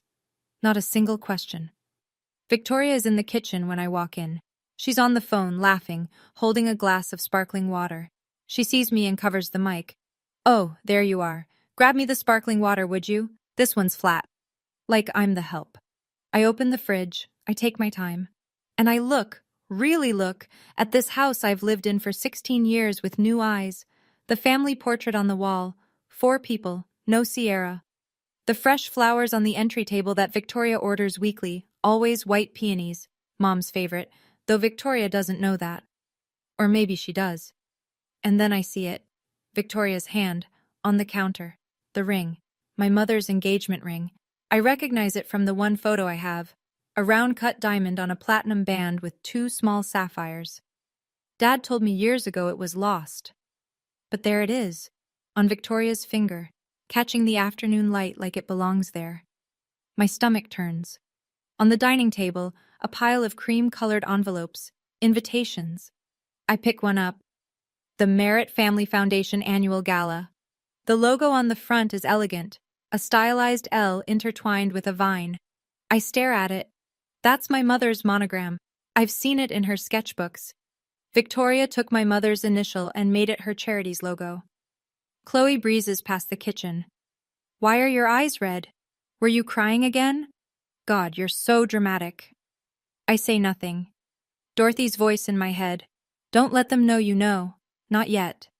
I put the sparkling water on the counter and walk upstairs. Slowly, like I'm made of glass. But inside, something is hardening. Over the next few days, I become a ghost with open ears. I learn that the gala is bigger than I thought. Victoria's been planning it for 6 months. 300 guests. A string quartet, catered by the same company that does events for the governor's mansion. There will be a local councilman, 2 state reps, the president of the Westport Historical Society, and, this part makes my chest tight, a reporter from the Fairfield Herald doing a feature on Connecticut's most generous families. I hear Victoria rehearsing her speech in the bedroom one night, the door cracked open. This foundation is Grant's way of honoring Lillian's memory by giving her legacy to the community. I press my back against the hallway wall and close my eyes. She's going to stand in front of 300 people and say my mother's name while signing away my mother's things. That night, I call Dorothy from the bathroom with the shower running for cover. 300 people, I whisper. Press, politicians. Dorothy is quiet for a moment. Then, "That's not honoring her memory, Sierra. That's laundering her assets through a charity they control." She confirms the timeline. The guardianship hearing is set for 10 a.m. on the day of the gala. Gala starts at 7 p.m. If the judge rules in our favor in the morning, Dorothy has the legal authority to act by evening. "What if the judge says no?" I ask. The silence lasts 3 seconds. It feels like 30. "Then we lose everything. Your mom's house, the trust, all of it goes into that foundation, and getting it back could take years, if it's even possible." I hang up. I sit on the edge of the bathtub. The shower is still running, filling the room with steam. 300 people will watch Victoria steal my mother's life, unless I stop it. Then I hear footsteps in the hallway. I freeze. Through the gap under the door, I see a shadow. Someone standing, listening. The shadow moves. I crack the door. Brandon is walking away. He glances back once, expression unreadable, and disappears into his room. Did he hear me? 5 days before the gala, Victoria takes Chloe to Neiman Marcus for a dress fitting. I know because I hear them leaving. Laughing, keys jingling, the garage door rolling open. Nobody tells me. Nobody asks if I want to come. This is the rhythm of the Merritt household. Things happen around me, never to me, never for me. That evening, Chloe comes home with a garment bag slung over her arm like she's carrying a trophy. Black floor-length gown. She hangs it on the back of her door and leaves it open so everyone in the hallway can see it. At 9 p.m., Victoria knocks on my bedroom door. She does the thing she always does. Leans against the frame, head tilted, voice laced with synthetic concern. Sweetie, the gala is a family event. Important people will be there. I think it's best if you stay home. You'd just be anxious the whole time. I'm doing this for you. Actually, I say, I was hoping to come. Her eyebrows lift, just barely. A ripple in the mask. Honey, I don't think you have anything appropriate to wear. And honestly, these events aren't really your thing. From the hallway, Chloe's voice. She'll just stand in the corner like she always does. What's the point? I swallow. I nod. I say, okay. Victoria smiles, pats my shoulder, and leaves. I close the door. I text Dorothy 4 words. They told me to stay home. Dorothy's reply comes in 12 seconds. Leave that to me. I have something from your mother's closet. I stare at that message until the screen dims. My mother's closet. My mother still has a closet somewhere. And Dorothy kept it. Then Victoria's voice again, muffled through the wall, almost an afterthought. Oh, and Sierra, your father wants to talk to you tomorrow. Something about paperwork. Paperwork. My hands go cold. The next afternoon, my father calls me into his study. It's the first time he's looked directly at me since my birthday. He's behind his desk. Oak, massive, the kind of desk that says I make the decisions in this house. There's a glass of scotch at his elbow, half empty. Sit down, Sierra. I sit. He starts with a voice I haven't heard in years. Soft, paternal, like he's auditioning for a role he forgot the lines to. I know things have been difficult. I want you to know I'm doing what's best for you. What's best for me? The words land like stones. I've found a school, Phillips Academy, out in Massachusetts. Excellent program, small classes. You'd start in the fall. A boarding school. A fresh start. He leans forward, hands clasped. You'll be happier there, Sierra. Away from all this. Away from all this. He means away from what he did. Away from anyone who might ask questions. Ship the girl to Massachusetts, sign over the estate at the gala, and by the time school starts in September, there's no Sierra in this house, no Sierra on the paperwork, no Sierra at all. I look at him, really look at him. The graying temples, the pressed shirt, the faint tan from the club. He looks like a magazine ad for fatherhood. And it's all surface, every inch of it. He reaches across the desk and puts his hand on my shoulder. Trust me, I'm your father. The words come before I can stop them. Are you? His hand stiffens, his eyes narrow. I recover fast. I mean, are you sure this is the right thing? He pulls back, nods, smiles. That smile, I used to think it was warm. Now I see it for what it is. The smile of a man who's done the math and decided you're not worth the cost. You'll love it, he says. I promise. I stand up, and as I pass his desk, I see it. A stack of documents in a manila folder, half hidden under the Financial Times. The logo on top, Merritt Family Foundation. Below it, in bold, Asset Transfer Agreement. And a date. The night of the gala. I pull out my phone in the hallway, hands trembling. I photograph the folder through the study door, and I send it to Dorothy. Saturday, 4 days out. I tell Victoria I'm going to the library. She doesn't even look up from her phone. Dorothy's office looks different now. The bakery scent is gone, buried under paper and coffee. A whiteboard hangs on the wall with a timeline drawn in red marker. Dates, names, arrows, and a single circled word at the end. Gala. Here's where we are, Dorothy says. She walks me through it, like a general briefing a soldier. Morning, the guardianship hearing at Fairfield Family Court. Dorothy will present the original will, the relinquishment papers Grant signed, and the photographic evidence of the asset transfer agreement.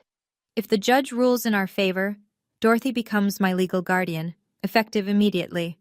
That gives her standing to block the estate transfer. Evening. If we have the ruling, we attend the gala with a certified court order freezing all assets of the Lillian Merritt estate. If Grant signs the transfer anyway, it's void. And if he tries to stop us from entering?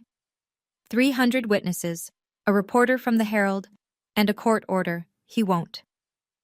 Then she does something that makes the room go blurry. She opens a closet in the back of her office and pulls out a garment bag. Inside is a dress, cream white, vintage, with delicate lace at the neckline. Simple, elegant, not loud or flashy. The kind of dress that doesn't need to try. Your mom wore this to her first gallery opening, Dorothy says.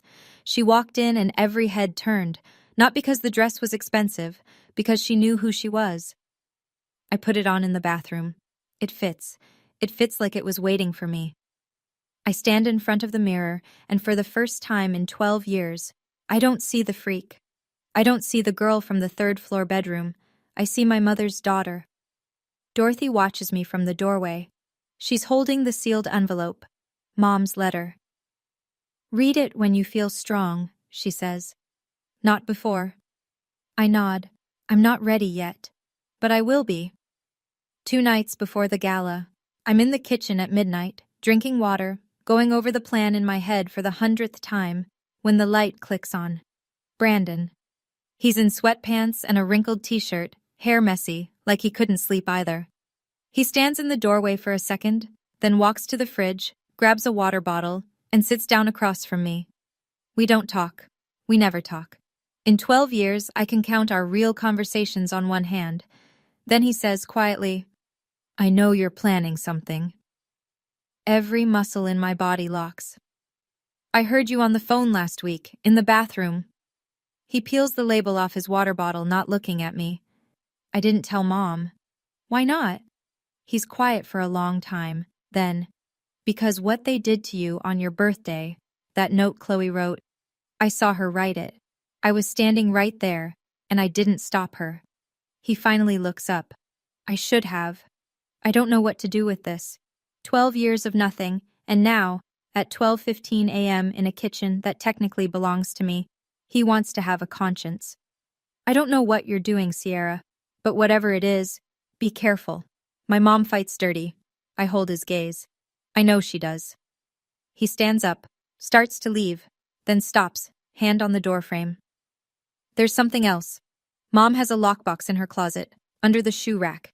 She told Dad it's jewelry, but I've seen her open it. It's not jewelry. It's papers." My pulse spikes. What kind of papers? I don't know, but she checks it every time something legal happens in this house. He turns to leave again. One more pause. "One more thing. Don't trust the charity lawyer, Richard Ashford. He's Mom's cousin." Then he's gone. The kitchen light hums. I sit there, heart pounding, staring at the ceiling. A lockbox. In Victoria's closet. Papers she doesn't want anyone to see. The morning of the gala. 5:30 a.m. The house is dead silent. I have maybe 90 minutes before anyone wakes up. My heart is slamming so hard I can feel it in my teeth. Victoria and Grant's bedroom door is closed. I can hear Grant's CPAP machine through the wall. A low, rhythmic hiss. Victoria sleeps with earplugs and a silk mask. I know this because she reminds everyone, constantly, how sensitive she is to light and sound. I ease the closet door open. It's a walk-in the size of my bedroom. Racks of designer coats, shelves of shoes organized by color. The lockbox is exactly where Brandon said it would be. Bottom shelf, behind a row of riding boots. It's matte black. Combination lock. 4 digits. I try Victoria's birthday. Nothing. Grant's anniversary. Nothing. Then I try Chloe's birthday. October 19th, 1019. Click. Inside, there are 4 items. 1. A photocopy of my mother's will. The same document Dorothy showed me, but this one has handwritten notes in the margin. Red ink, Victoria's handwriting. I know it from every passive-aggressive grocery list she's ever left me. And in the top corner, 3 words circled twice. Keep this away from S. 2. A printed email chain between Grant and his personal attorney. Instructions on restructuring the estate to avoid triggering trust provisions. Dated 18 months ago. 3. The photograph that makes my hands shake. Mom holding me. I'm maybe 2. She's laughing. On the back, in my mother's handwriting. My little star. Everything I have is yours. Victoria kept this, in a locked box, under her boots. And 4. I almost miss it, tucked in the corner. A marriage certificate, issued in Nevada 9 years ago. Victoria Ashford and a man named Paul Renner. Not Grant Merritt. I stare at it. Victoria married someone else. And this certificate is dated 2 years before she married my father. Was she still married to Paul Renner when she walked down the aisle with Dad? I photograph everything. Close the box, spin the dial, push the boots back, slide the closet shut. In the hallway, I call Dorothy. My voice is barely a whisper. I have proof Victoria knew. She's been helping him the whole time. Good. This changes the hearing. There's something else. Victoria might have been married to someone else when she married my dad. Silence on the line. Then very carefully. Send me the photo. I'll verify it before court. I hang up. My hands won't stop shaking. Upstairs, I hear a toilet flush. Someone's awake. I'm already in my room, door closed, breathing like I just ran a mile. Fairfield Family Court, 10:07 a.m. The fluorescent lights hum like they're nervous, too. I'm sitting in a wooden chair next to Dorothy, wearing jeans and a clean blouse. Nothing that draws attention. Dorothy told me to dress like a student, not a plaintiff. Let the documents do the talking, she said. The courtroom is small. One judge, one clerk, a court reporter whose fingers hover over her keys like a pianist about to play. Judge Patricia Holloway enters. She's in her 60s. Silver glasses, no-nonsense posture. The kind of face that's heard every lie in the state of Connecticut and isn't impressed. Dorothy presents our case. She's calm, precise, unhurried. The will, the notary seal, the relinquishment papers Grant signed on April 12th, the photocopy from Victoria's lockbox with the red ink note, "Keep this away from S." The photograph of the asset transfer agreement dated tonight. The judge reads every page. She doesn't rush. Then the door opens. Richard Ashford, Victoria's cousin, the foundation's lawyer, walks in. He must have been tipped off. He argues that the will is outdated and the estate has been lawfully restructured. Dorothy doesn't flinch.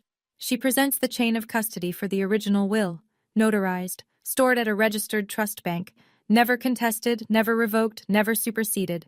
Judge Holloway removes her glasses. She looks at Richard Ashford for a long moment, then at me. "I knew your mother, young lady. She clerked for me 30 years ago." A pause. "She was meticulous, and this will is airtight." She puts her glasses back on. "Guardianship is granted to Dorothy Kessler, effective immediately. I am also issuing a temporary restraining order freezing all transactions related to the Lillian Merritt estate until a full review is completed." Richard Ashford's pen drops. He doesn't pick it up. Dorothy squeezes my hand under the table. I squeeze back. Outside the courthouse, the April sun is blinding. Dorothy turns to me, leans against the car, and says, "That's step 1. Step 2 happens tonight." She opens the trunk. Inside, a garment bag, a pair of flats, and a brown envelope stamped with the court seal. "Are you ready?" I look at the envelope, then at the sky. "Yeah, I'm ready." Dorothy's apartment, 5:30 p.m. The gala starts at 7. I'm standing in her small bathroom, looking at a stranger. The dress, Mom's cream white dress, fits like a second skin. The lace at the neckline rests just below my collarbone. The hem falls right above my ankles. I'm wearing flats, not heels, because Dorothy said, "You want to be steady, not tall." She helps me pin my hair up, twisting it into a loose bun the way she says Mom used to wear it. A few strands fall around my face. Dorothy's hands pause. "She wore her hair exactly like this at the gallery opening," Dorothy says. Her voice catches. "You could be her twin." I look at my reflection. The silver bracelet on my left wrist. The lace. The way the light hits my jaw. For the first time, I don't look lost. I look like I belong somewhere, just not where I've been. Dorothy hands me the court order in a crisp manila envelope. If Grant signs the transfer, we serve this. If he doesn't, we serve it anyway. Either way, it's over tonight. What if he makes a scene? He will. But 300 people with phones will be watching. That's exactly what we want. I nod. I pick up the sealed envelope. Mom's letter. I've been carrying it for 2 weeks. I've held it, turned it over, pressed it against my chest in the dark. I haven't opened it. I open it now. The paper is soft, 16 years old. Her handwriting is small and neat, slanting slightly left. If you're reading this, I'm not there anymore. But know this. Everything I built for you. Not for anyone else. Not for your father. For you. If anyone ever makes you feel like you don't belong, remember, you are the reason I stayed up every night planning. You are enough, my little star. I fold the letter. I press it to my lips. On the drive to the country club, neither of us speaks. The sun is going down, painting the sky orange and pink over Long Island Sound. The car stops. I can hear the music from the parking lot. Jazz. Something smooth and expensive. The lot is full of BMWs and Teslas. I hold the letter in one hand and the court order in the other. Mom, I whisper. I hope you can see this. The Fairfield Country Club looks like a wedding venue on steroids. Crystal chandeliers hanging from vaulted ceilings. White tablecloths over round tables set for 10. Candles everywhere. The flickering kind, not the electric kind, because Victoria doesn't do tacky. A jazz quartet in the corner, playing something by Coltrane.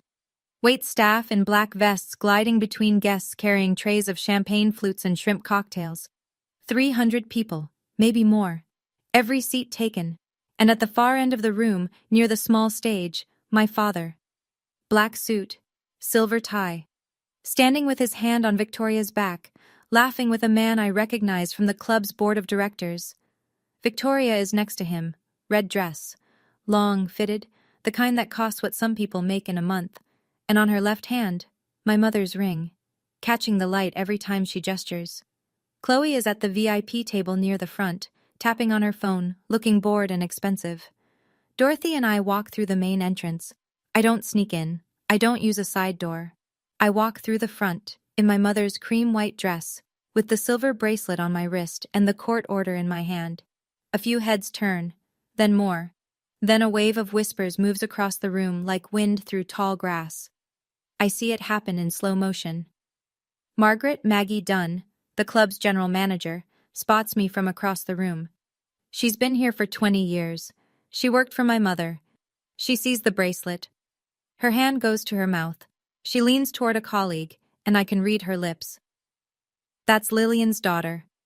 Victoria notices next. She's mid-laugh when her eyes find me. The champagne flute freezes halfway to her mouth. The color drains from her face like water from a tub. She grabs Grant's arm, points. My father turns. Our eyes meet across the room. Across 12 years. Across every lie he ever told and every birthday he ever forgot. He stares. Then he smiles. That country club smile. The one built for cameras and strangers. He walks toward me. Slowly. Controlled. He leans in. His voice is low. Sharp. Just for me. What are you doing here? I look him dead in the eye. I was invited. His jaw tightens. You need to leave. Now. I don't blink. I don't think I will. Grant's hand closes around my elbow.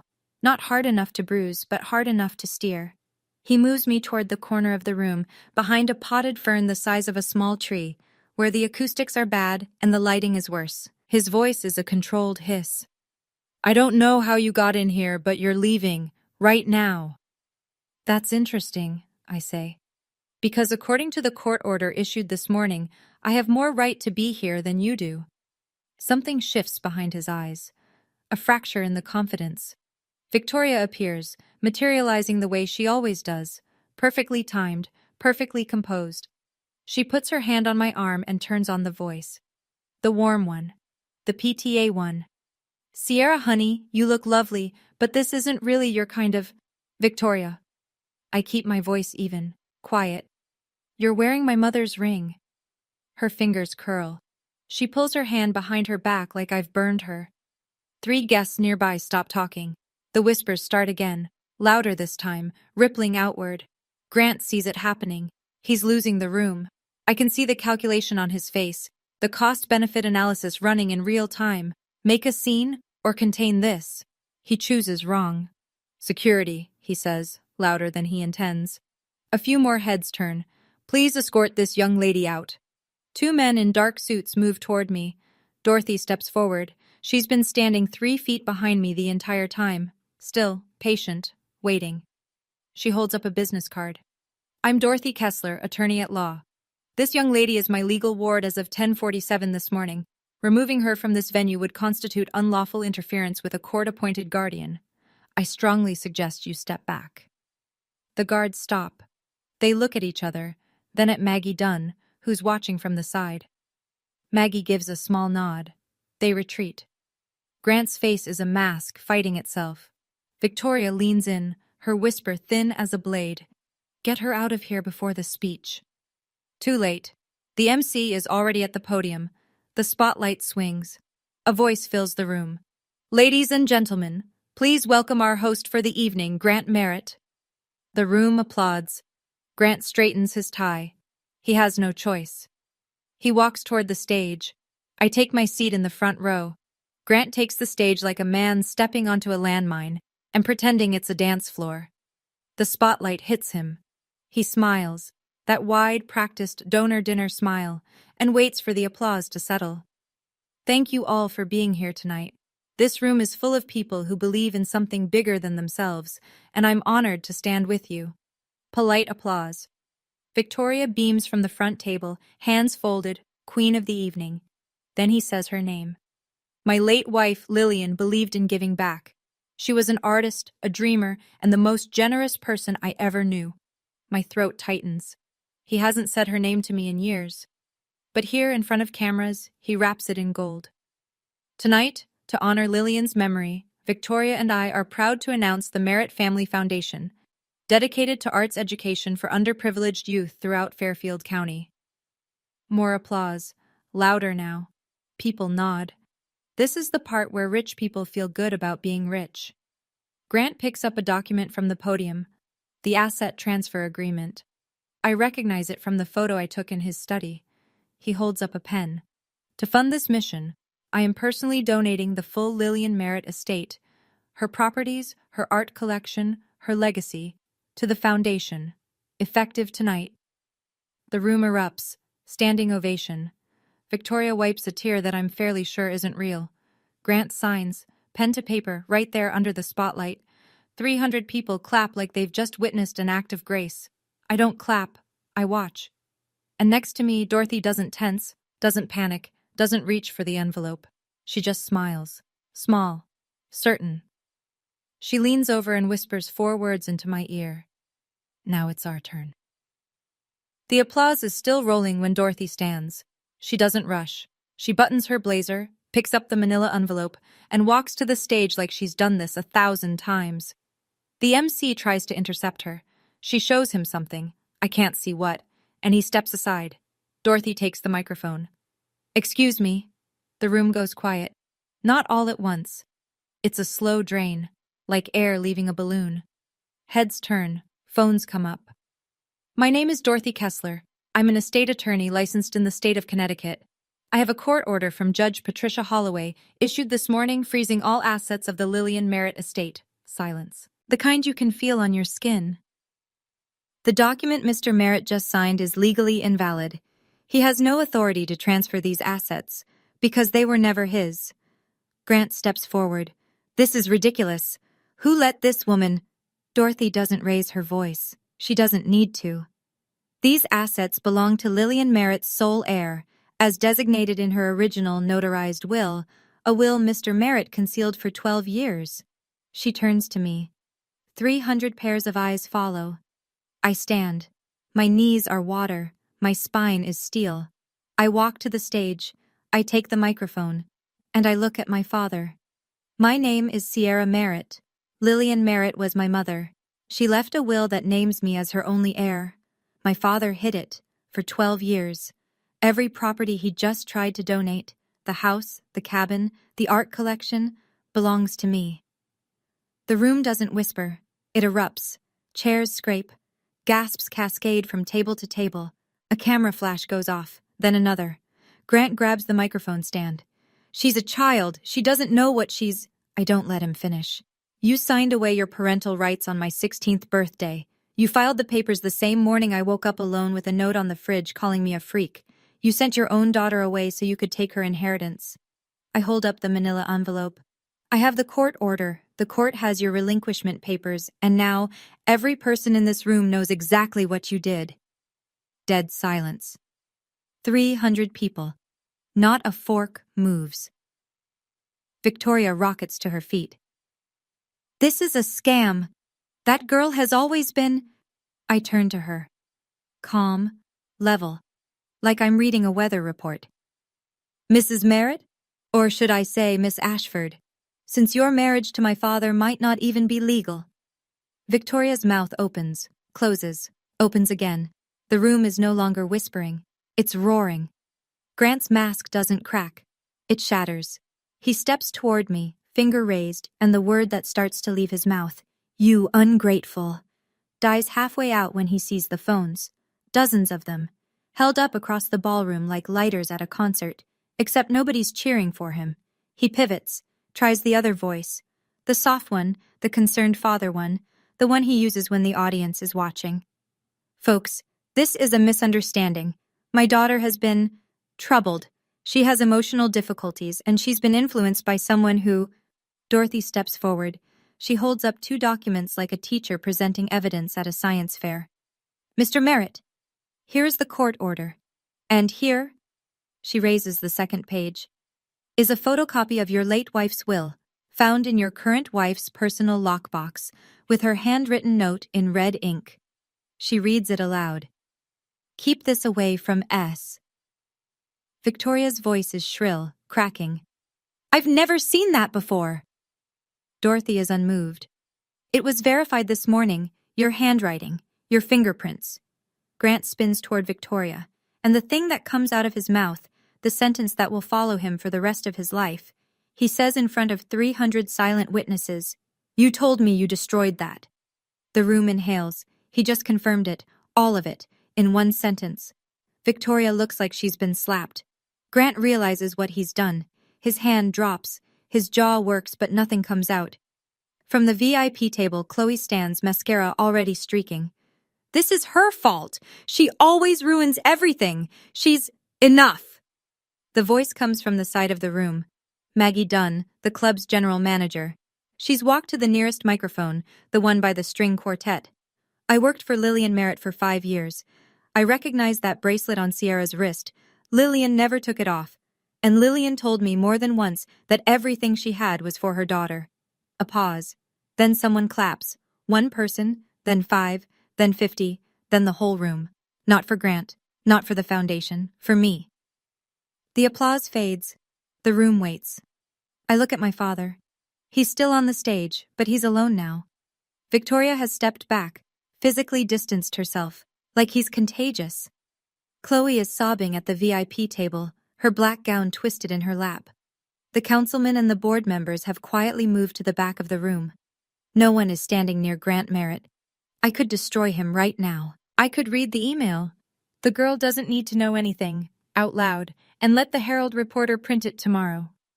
I could wave Victoria's marriage certificate and watch the gasps multiply. I don't, because that's not why I'm here. I take a breath. I speak into the microphone. My voice isn't loud. It doesn't need to be. I didn't come here tonight to humiliate anyone. I came because you were about to give away everything my mother left for me, and I couldn't let that happen. The room is still. I spent 12 years in that house, the smallest room, the last seat at the table, the one face missing from the family portrait. I spent 12 years being called a freak by people you chose over me, 12 years trying to earn a love that was never coming. I look directly at him, at the man who used to carry me on his shoulders. I'm done trying. He flinches. It's small, but I see it. 300 other people see it too. I'm not asking for your apology. I don't need it. The estate belongs to me. The court has confirmed it, and I'm leaving tonight with my guardian, Dorothy Kessler, who, unlike you, kept her promise to my mother. I touch the bracelet on my wrist. The little star charm is warm from my skin. Mom, I say, softly enough that only the front row can hear, I kept it safe, just like you asked. I turn from the stage and walk down the center aisle. Dorothy falls in beside me. Our heels click and sink on the hardwood floor. Behind us, silence first, then applause, Not polite applause, the real kind, the kind that has weight. I don't look back. We make it to the lobby before my legs give out. Dorothy catches my arm. Sit, she says, guiding me to a bench near the coat check. Breathe. You did it. My hands are shaking. My whole body is shaking. But something in my chest, something that's been clenched tight since I was 4 years old, is finally letting go. Through the glass doors to the ballroom, I can see the fallout unfolding in real time. Grant is standing at the podium, alone, staring at the signed document that is now worth nothing.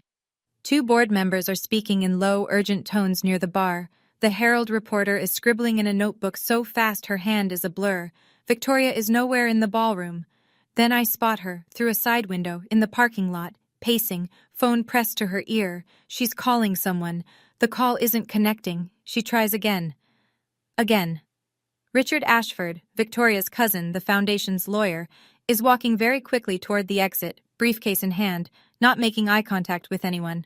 Chloe hasn't moved. She's sitting at the VIP table alone. Mascara tracks down both cheeks, staring at her phone like it holds some answer. It doesn't. And then there's Brandon. He's standing near the exit, apart from all of them. He catches my eye through the glass.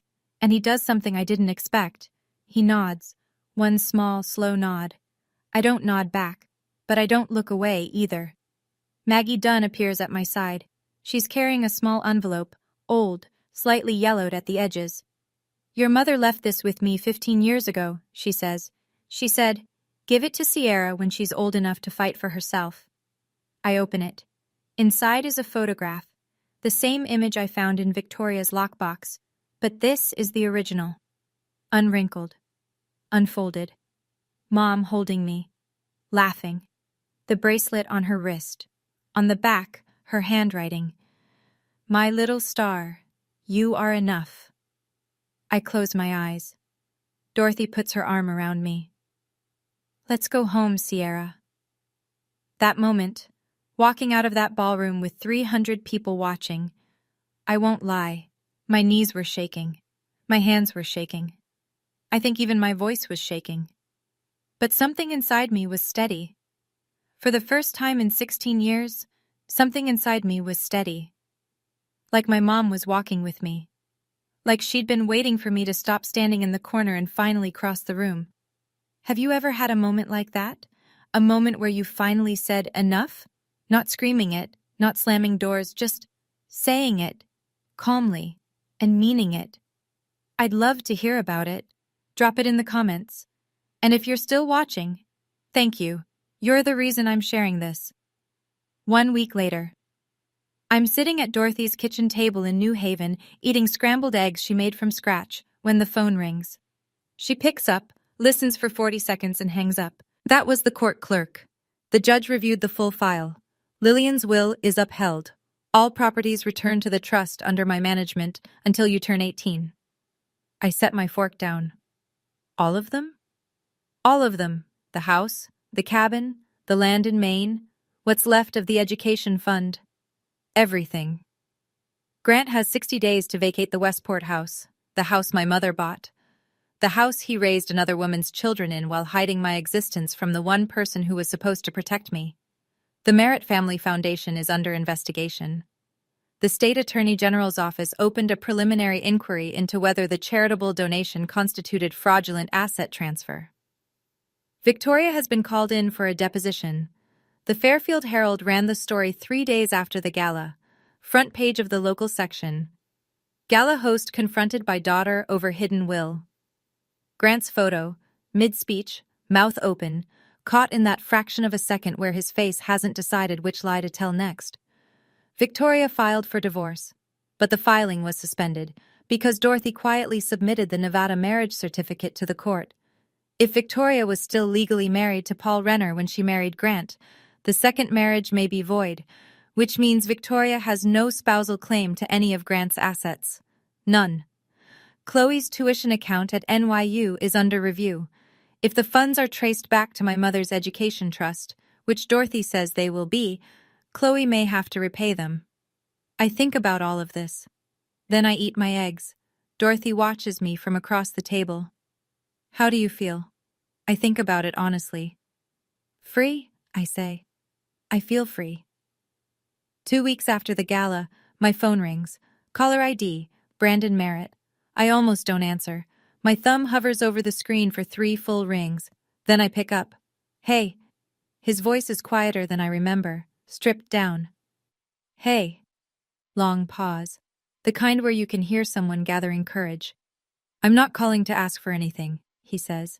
I just wanted to say, you did the right thing, and I'm sorry I didn't do it sooner. Any of it. I lean against the window in my new room, Dorothy's guest room, which has a view of an oak tree and more sunlight than I've had in years. Where are you? I ask. Staying with a friend in Bridgeport. I moved out the day after the gala. He lets out a breath. First time in my life I'm not using Mom's credit card for anything. It's weird, but it's good. How's everyone else? Mom is furious. She's calling lawyers all day.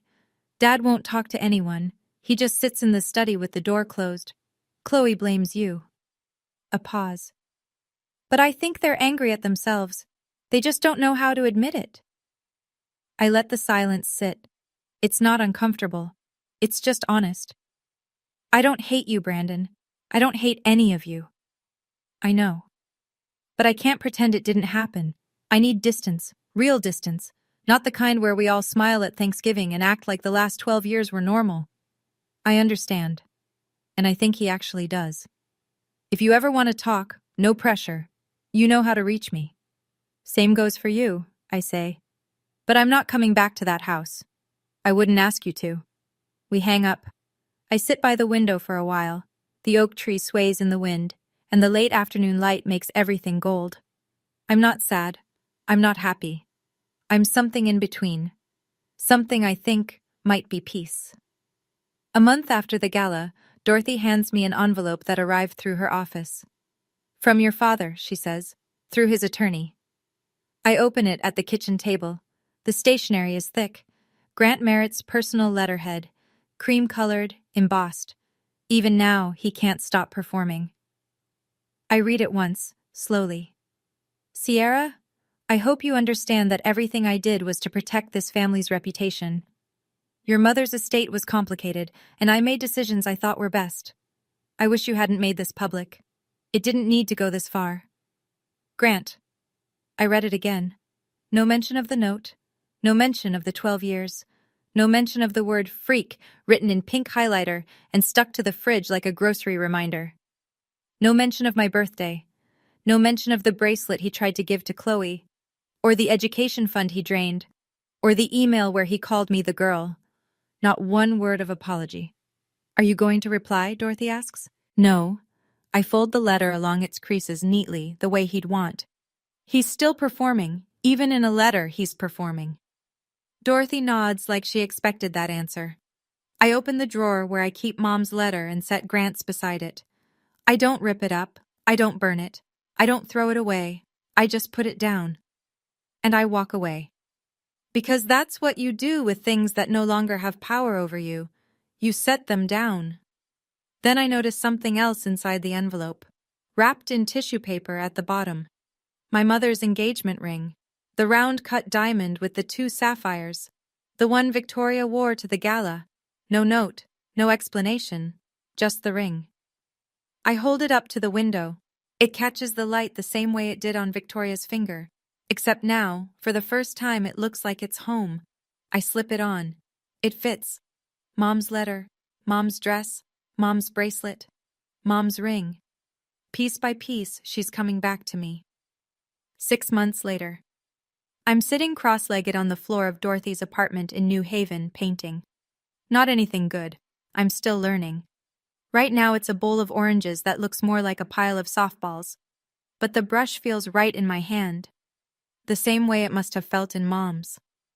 Dorothy hung my first painting, a watercolor of the oak tree outside my window, on the living room wall, right above the couch. She didn't ask permission. She just did it. The way you do things for people who belong in your home. I go to a new school. It's smaller than Westport. No lacrosse team, no college counselor with a waiting list. But I have friends for the first time. Real ones.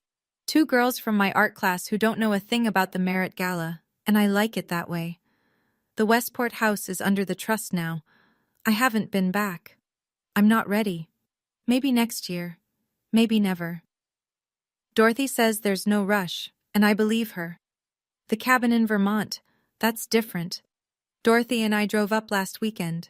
It's small, tucked into the Green Mountains, with a porch that faces east so you get the sunrise. When I walked in, I stopped breathing. Mom's paintings were still on the walls. Grant never came here. He never touched this place. It was like stepping into a room she'd just left. Her brushes were still in a coffee can on the windowsill. Her hiking boots were by the door. I sat on the porch for 2 hours, wrapped in a quilt that smelled like cedar, watching the trees turn gold and red. On my wrist, the silver bracelet. On my right hand, Mom's ring. She would have loved seeing you here, Dorothy said from the doorway.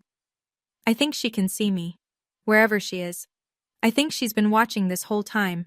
I'm 16 and I'm starting over. That should feel scary. It doesn't. It feels like breathing. People ask me if I regret it. If I wish I'd done it differently, quieter, more private, without the stage and the spotlight and the 300 witnesses with their phones out. Honestly? No. Not because I wanted to embarrass anyone, but because silence was what kept me trapped for 12 years. My father counted on my silence. Victoria counted on it. Chloe counted on it. They built an entire life on the assumption that I would keep being small, keep being quiet, keep eating alone in the kitchen, and sleeping in the smallest room, and pretending that, don't make this harder than it needs to be, was love. It wasn't love. It was control. And the only way to break it was to say the truth out loud. In a room full of people, where no one could rewrite it. I learned something on that stage. You don't need someone's permission to exist. You don't need to earn the right to be seen. And you definitely don't need to shrink yourself so other people feel bigger. I also learned something about family. Family isn't blood. It's not a last name or a Christmas portrait or a seat at a gala table. Family is the woman who drives 12 years to find you. Family is the person who keeps your mother's dress in a closet because she believes someday you'll need it. Family is a quilt on a porch in Vermont and a painting hung on the wall without asking. Dorothy is my family. And for the first time in my life, I know what that word actually means. So if you're out there, if you're reading this in a house where you feel invisible, where the people who should love you make you feel like you're too much and not enough at the same time, I want you to know something. It's not you. It was never you. You don't owe your silence to people who wouldn't give you theirs. And you don't have to wait until someone finds you. You can find yourself. This morning, I stood in front of the mirror in my room. My room, with the oak tree view and the paint-stained desk, and the door I can close whenever I want. Mom's cream-white dress hangs on the back of the closet door. I wore it once, and I'll wear it again, but not for anyone else, for me. I opened my laptop and found an email from school. I've been accepted into the advanced painting program for the spring semester. My art teacher wrote a note at the bottom. Sierra, your use of light reminds me of someone. Keep going. I smiled. Not a victory smile. Not the kind you put on for cameras. The quiet kind. The kind that starts in your chest and moves outward, slowly, like sunrise over the Green Mountains. On my desk, 2 letters. One from Mom.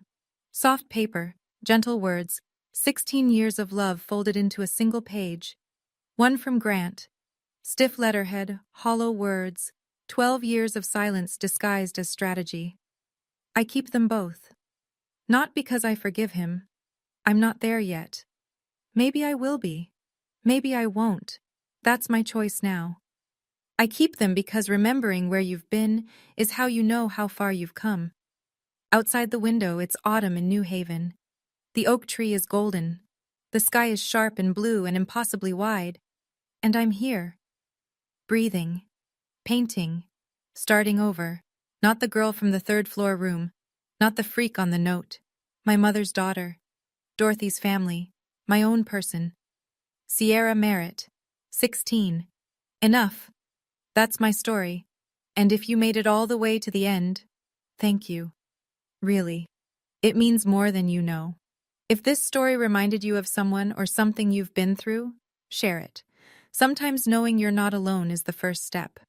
And if you want to hear what happened next, because trust me, there's more. I'll leave the link in the description. Like, subscribe, and hit that bell if you haven't already. I'll see you in the next one. Stay strong. You are enough.